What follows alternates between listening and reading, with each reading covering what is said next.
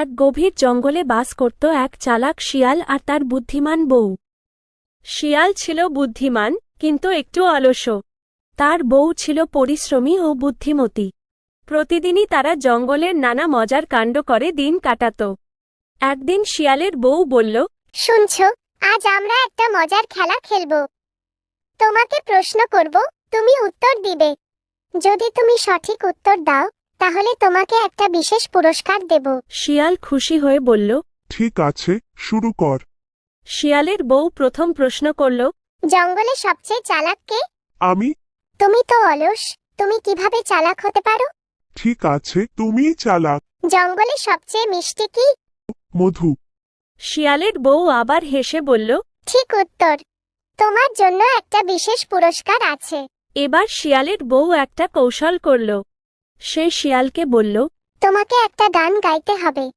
যদি তুমি সুন্দর করে গান গাও, তাহলেই তুমি পুরস্কার পাবে। শিয়াল খুশি হয়ে গান গাইতে লাগল। সবার বেশি দাগ, ওরে টুকটুকির মা, চুল কটা পাইয়ে গেছে বাতাসে।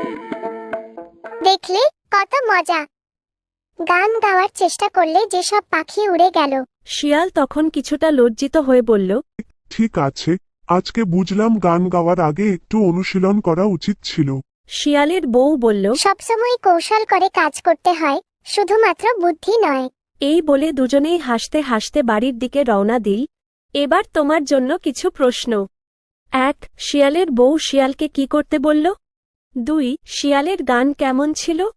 ৩. এই গল্প থেকে তুমি কি শিখলে?